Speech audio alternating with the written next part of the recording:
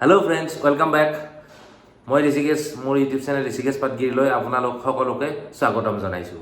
খুব দুখ লগা ঘটনা, নগাঁও জিলাৰ ব্ৰহ্মপুৰত 20টা হাতী নিহত হৈছে বজ্ৰপাতৰ ফলত। গতিকে খুব দুখৰ কথা, এইবিলাক এনেকৈ মৃত্যু হৈছে। গতিকে তাৰ কাৰণে শোক প্ৰকাশ কৰিছোঁ। এনেকুৱা যাতে নহওক আৰু ভৱিষ্যতে, তাৰে কামনা কৰিছোঁ। আৰু মই আপোনালোকক লাইটনিংনো কেনেকৈ হয়, বজ্ৰপাতনো কিয় পৰে, কেনেকৈ পৰে, তাৰ ডিটেইলছখিনি আপোনালোকক বুজাই দিওঁ। গতিকে তাৰ ডিটেইলছখিনি ভালকৈ আপোনালোকক ক'ব ওলাইছোঁ। যদি ভিডিঅ'টো ভাল পায় তেনেহ'লে চাই থাকিব শেষলৈ। তেনেহ'লে আমি আজিৰ এই ভিডিঅ'টো আৰম্ভ কৰিছোঁ। চেলো।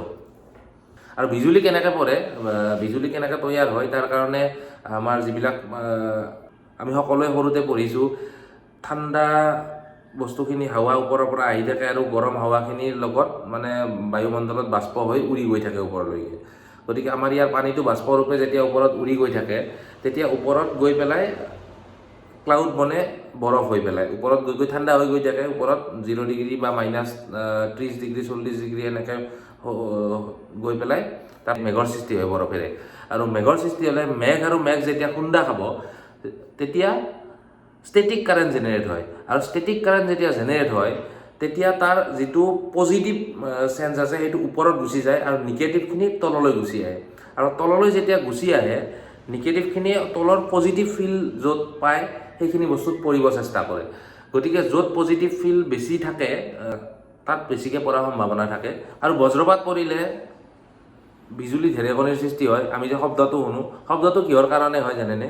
শব্দটো হোৱাৰ কাৰণটো হৈছে, যেতিয়া ইমান হিট আৰু ইমান ভল্টেজ এটা আপোনাৰ বায়ুমণ্ডলৰ মাজেৰে আহি থাকিব, আহি থকা অৱস্থাত কি হয়, যেনেকৈ আমি গৰম তেলত এটা যদি ঠাণ্ডা বস্তু এটা পেলাই দিওঁ বা পানী অকণমান পেলাই দিওঁ, চেৰচেৰাই উঠে, ঠিক তেনেকৈ মানে বহুত ঠাণ্ডা হাৱাৰ মাজত যেতিয়া মাজেদি ইমান ভল্টেজখিনি ইমান হিটখিনি পাৰ হৈ আহে, সেইকাৰণে ধুম ধাম ধৰণে আমি শব্দটো শুনিবলৈ পাওঁ। মই প্ৰথমতে আপোনালোকক কওঁ যে তাত ভল্টেজনো কিমান আহে, তাত কাৰেণ্টনো কিমান আহে।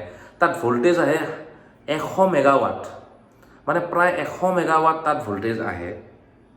তাত কাৰেণ্ট আহে প্ৰায় 10,000 এম্পিয়াৰ কাৰেণ্ট আহে, যিটো বহুতেই বেছি। আৰু তাত হিট আহে 2700 পৰা 3000 ডিগ্ৰী চেলচিয়াছ হিট আহে তাত। কিন্তু ই অতি কম সময়ৰ কাৰণে আহে, একদম 0.00005 ছেকেণ্ডৰ কাৰণে আহে। গতিকে সি বহুত বেছি মানে হেৰি কৰিব নোৱাৰে। কাৰণ যদি ই 1 মিনিটৰ কাৰণে বা 2 ছেকেণ্ডৰ কাৰণে আহিলেহেঁতেন, ই চব জ্বলাই পেলালেহেঁতেন। গতিকে সেইটোৱে বেলেগত এফেক্ট নকৰে, যিখিনি জেগাত পৰে বা তাৰ চাৰাউণ্ডিঙত অকণমান এফেক্ট কৰে, যিহেতু বহুত বেছি কম সময়ৰ কাৰণে আহে এই বস্তুটো। তাৰপিছত সেইকাৰণে আমি যেতিয়া এই বিজুলীটো আহে, আমি দৌৰি বেছি কৰিব নালাগে।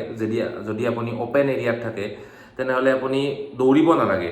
কাৰণ যদি দৌৰে আপুনি দৌৰা খোজত মানে পজিটিভ আয়ন হেৰি হ'ব পাৰে, জেনেৰেট হ'ব পাৰে। যদি পজিটিভ ফিল্ডত আপুনি দৌৰে, তেনেহ'লে পজিটিভ ফিল্ড আপোনাৰ তাত পালে আপোনাৰ তাত পৰি যোৱাৰ সম্ভাৱনা বেছি হ'ব। বা কিছুমান গছ, যিবিলাক গছত পানী বেছি থাকে, যেনেকুৱা নাৰিকল, তামোল, ঠিক এনেকুৱা ধৰণৰ গছবিলাকত মানে বেছিকৈ পৰা দেখা যায়। মানে কি, তাত পানীটো বেছি আছে, মানে তাত পজিটিভ ফিল বেছি আছে, আৰ্থৰ লগত কানেক্টিভিটি তাৰ পানীৰ থ্ৰুদি বেছি। গতিকে সেইবিলাক বস্তুত পজিটিভলি আহি পটককৈ ষ্ট্ৰাইক কৰে। এইটো হৈছে ইয়াৰ ছিষ্টেম। আৰু নেক্সট, আপোনালোকে ছাতি লৈ বৰ বেছি থাকিব নালাগে। খিৰিকীৰ ওচৰত থাকিলে আপুনি খিৰিকীৰ চিক কেডাল বা গ্ৰিলত ধৰি থাকিব নালাগে। আমাৰ ইণ্ডিয়াত এভাৰেজ প্ৰায় 2500 মানুহ বিজুলী ঢেৰেকনিৰ ফলত মৃত্যু হয় বছৰি। গতিকে বজ্ৰপাতৰ বিষয়ে এইখিনিয়ে ক'লোঁ। যিখিনি মই মানে চালোঁ গুগল বা হেৰিত চাই পেলাই, মই এটা আপোনালোকক ডাটা উলিয়াই পেলাই মোৰ থ্ৰুদি আপোনালোকক জনালোঁ। যদি ভাল পাইছে তেনেহ'লে আপোনালোকে নিশ্চয় কমেণ্ট কৰি জনাব, বা যদি এনেকুৱা টপিক লাগে তেনেহ'লেও ক'ব যে মই আজি হঠাৎ মানে কি হ'ল, বজ্ৰপাত পৰি হাতী ইমানটা মৰি গ'ল। আগতে বাৰু এনেকুৱা ঘটনা, ইমানটা হাতী মৰা এনেকুৱা ঘটনা ঘটা নাছিলে। চ' মই ভাবিলোঁ যে এইটোৰ বিষয়ে অকণমান আপোনালোকক নলেজ দি দিওঁ, ময়ো নলেজ লওঁ, প্লাছ আপোনালোকক মই জানা নলেজখিনি শ্বেয়াৰ কৰি দিওঁ আপোনালোকৰ ওচৰত। গতিকে আজিলৈ বাই বাই, আৰু পুনৰ ভাল এটা ভিডিঅ'ত লগ পোৱাৰ প্ৰতিশ্ৰুতিৰে